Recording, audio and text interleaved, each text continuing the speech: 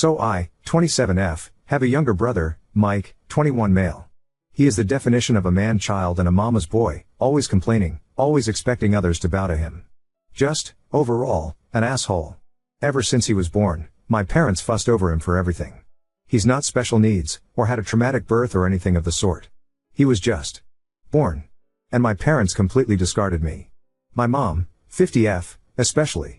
She went from a loving mother to one of those boy moms that people make fun of on the internet. My father, 50M, still showed me love and support, but he's always been too much of a coward to stand up to my mother and let me win at least once. The only one who stood for me was my grandpa, 76M, who always called my parents out on their bullshit, and never liked my brother. I remind him of his late wife, my grandma, and we have a very special bond, but he lives on the other side of the country and I could never see him often. Mike knows our mom prefers him, and loves to shove it in my face. Because of this and his behavior, we've always been at odds. He's spoiled, a brat and an awful human. I can't remember how many times I ended up in trouble for things I did better than him or for things he framed me with. His only talent are his football skills. He won a scholarship to a nice college out of state. My parents didn't spend a dime on my education because apparently my fund had been used to cover expenses after a fire, just for me to discover years later that said money were given to Mike to buy a car and a house. It's at public university that I met Lucas. He was the first person I was really drawn to there. Of course I met new people who are now my dearest friends, and thanks to them and Lucas, who was my best friend for years before we got together, I managed to move out of my parents' house. Now both Lucas and I are well known in our fields and have very good salaries. Now, to the main issue. Lucas proposed to me a year ago. We're very private people, so we didn't post it on social media or anything, and when I told my parents they dismissed it with a "that's nice." I'm starting to think they downright didn't listen to me at all. We decided that we wanted a nice but simple ceremony and reception with our friends and relatives. Lucas convinced me to invite my parents and brother, but they never responded to the invite. And whenever I went to visit and began to talk about my wedding, without mentioning it was a wedding, my mom would always speak over me and about my brother's accomplishments and wild adventures. At one point I got fed up with it, and interrupted my mom to tell her that there was an event I was planning to organize, whose date was unmovable. She told me that they couldn't attend, because my brother was playing the last game of the season that very same day, and wanted them to be there. Of course, this favoritism didn't surprise me. They missed my ballets, shows and both my high school and university graduation for things about him. At this point, I wanted to be petty. I told both my parents that it wasn't a problem to miss this event, purposely omitted the fact that this event was my wedding, and didn't insist further. Flash forward to a few weeks ago, I got married. It was perfect. My family, Lucas' family and our friends were all there, and we had a blast. My grandpa was happy to give me away, and it was just perfect. My relatives asked me multiple times why my parents weren't there with us. I was honest and simply said they had my brother's game to attend, and couldn't come. They gave me a few looks, and my grandpa was visibly angry for a while, but otherwise nothing strange happened. After the reception, Lucas and I left for our honeymoon, and were phone-free for the whole duration of the trip. But once we got back, we discovered that a shit storm was coming us home. I turned my phone on, and was unable to even unlock it before a storm of notifications popped up. Most of them were from my mother and brother. Mike called me all sorts of nasty names and insulted me because, apparently, one of my paternal aunts posted the photos of the wedding on Facebook, and captioned it with a very obvious dig at my parents, especially my mom, for missing the wedding. The post apparently went viral in my parents' community, and they've been publicly shamed for their mistreatment of me. It also turns out that my grandpa personally visited my parents to go on a tirade to shame my father, his son, to the point of tears. And this seemed to be my father's breaking point, because he was so distraught for missing his only daughter's wedding and for his father's disapproval, that he finally rebelled against my mom and is threatening divorce unless she makes it up to me. I think that's the reason why my mom has been spamming my phone with messages, at first insulting and threatening and then downright pitiful, full of begging and pity parties. Now I'm at home with my husband, deciding how to approach the situation.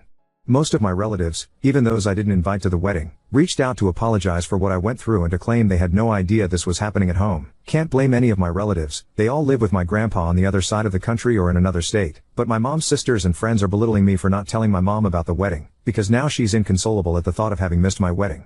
Personally, I think she just claims that to save face, but I'm not sure.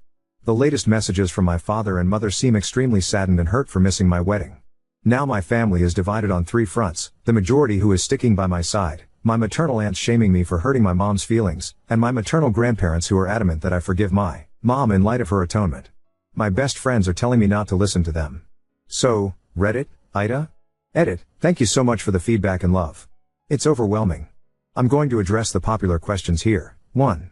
I did inform my parents about my wedding. I sent traditional on-paper invites to all my guests, and was notified that all invites had reached their addressees. I did not receive any answer from my parents and Mike, a few very distant relatives, and some people on Lucas' side. I did reach out to all of them through message to double check, and those who hadn't replied told me they couldn't come. I asked my parents and brother via text, but they didn't respond. I was left on read. Knowing them and given all the things I had to plan, I didn't bother insisting. 2. I didn't repeat the date of my wedding because I had already been told there was my brother's game. Plus, every time I insisted on highlighting my celebrations to get an answer, I was always told that it wasn't that important and to not be pissy and a bother. Because some things were simply more important than me. At this point I think it's fair for me to not insist anymore. It's not worth the effort. 3. I didn't keep my wedding a secret. I avoided telling my parents that it was my wedding to see if they would be interested in the slightest, but surprise surprise, they weren't.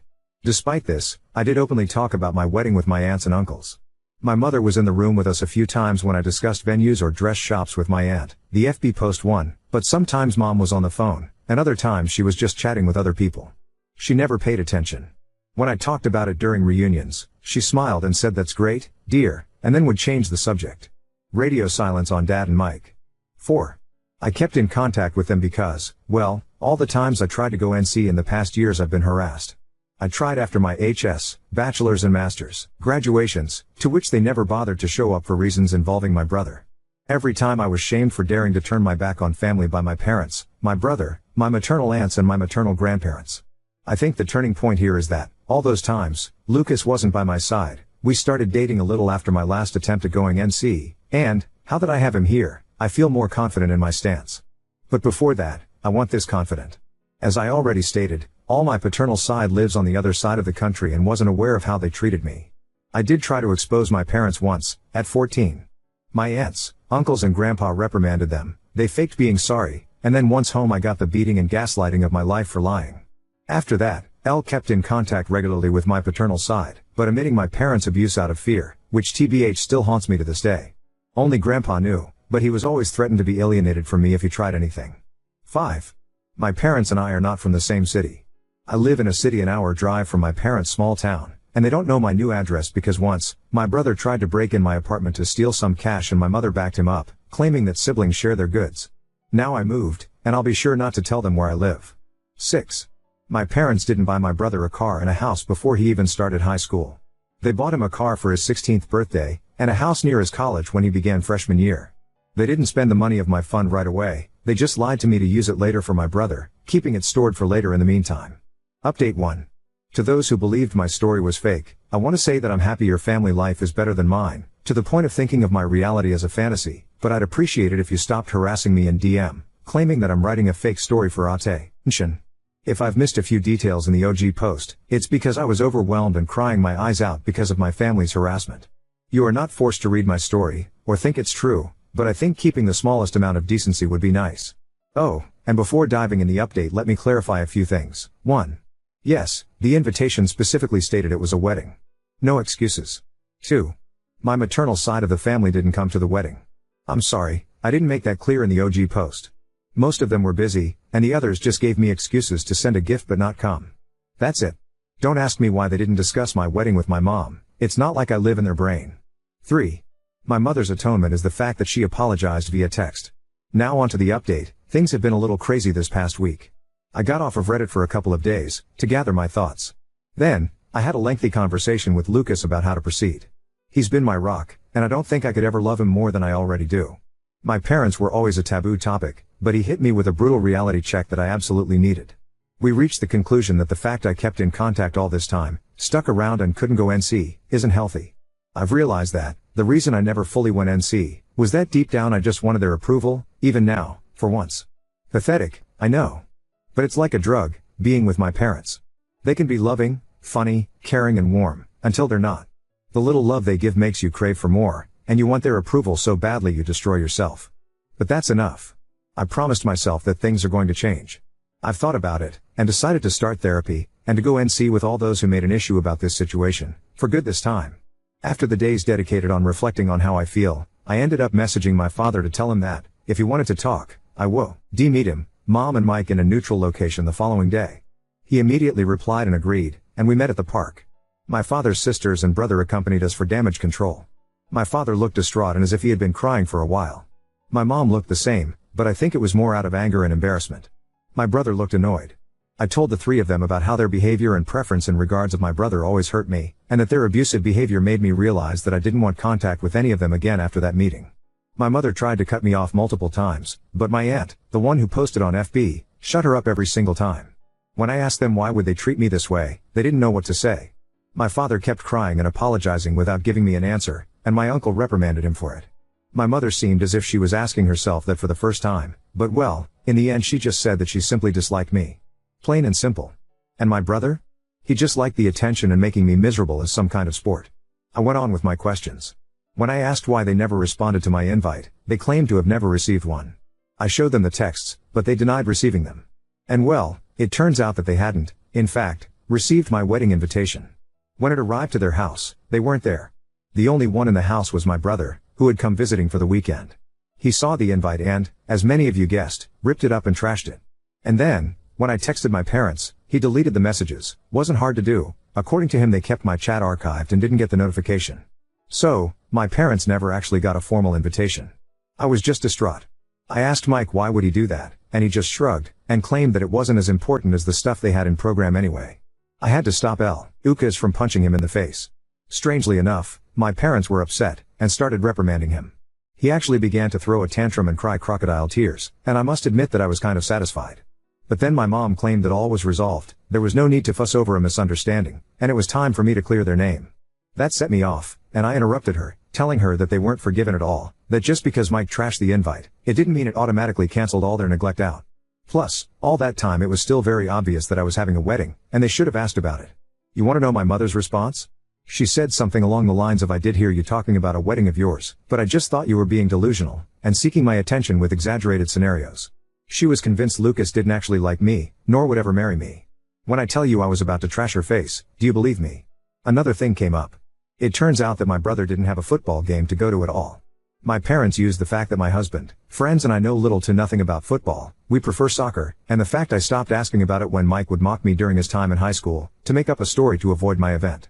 At the time I wrote the OG post, I couldn't confirm or deny the presence of a game because my brother has private social media and Lucas and I are blocked, and I foolishly trusted my parents' word. But no.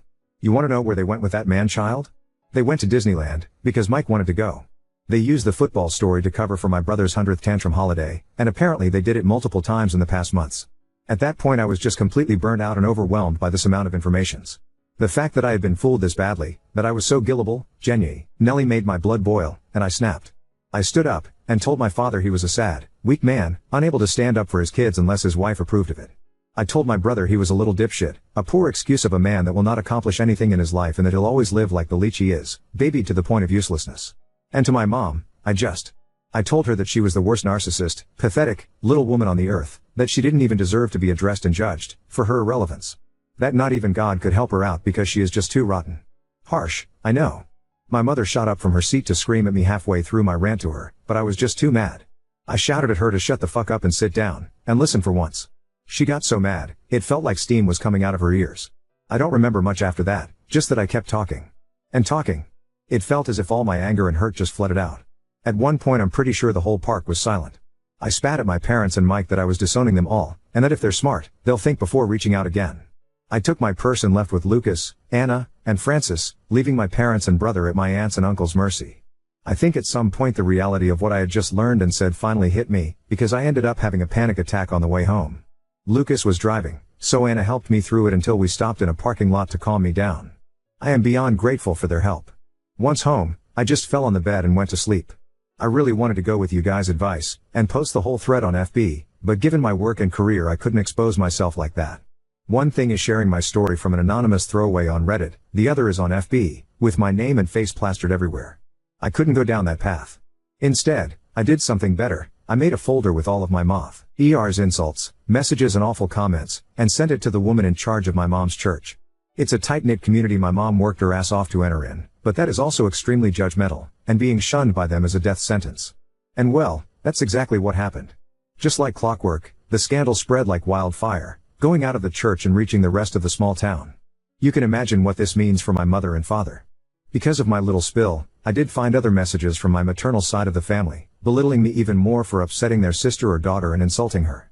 I just didn't care anymore at that point, so I followed you guys' advice, and told them that from now on, they will no longer be part of my life, and that they can talk shit all they want, I just won't care. Instead, they should be grateful I don't send their nasty texts to their employers and spouses. I blocked every single one of them, grandparents included, on everything. I did find a lengthy message from my father. He apologized for not being strong enough to face my mother, agreed that what I said was true, and couldn't believe that he had lost so much of my life because of her. He told me he is going to divorce her no matter what my decision will be, because he is tired of being controlled. He would like a relationship with me to make up for all the years that passed. I did reply to him, to tell him that as of now I really don't want to see him or forgive him. He has replied that he'll try his best to win me back, and that he loves me. I replied back that, as of now, I find that hard to believe, and then blocked him too. Frankly, his slimy way of trying to have an out from this situation by throwing my mother under the bus is pathetic. At least, she was hateful and owned up to it. He is only able to blame others for his choices. I don't want to surround myself with people like that. My mother and brother are blocked similarly too, my maternal side. Mike wrote other messages to taunt and insult me, and I just blocked him. My mom threw herself a pity party for being shunned by her community and for her marriage going into shambles, and I just replied good riddance before blocking her too. As for my grandpa, he has decided to stay with us for a while, to stick by my side. He really is the best, and has read some of your comments. He isn't going to admit that he's flattered by them. Since then a few days have passed, and all has been quiet. Lucas is spoiling me rotten, and I'm starting therapy soon.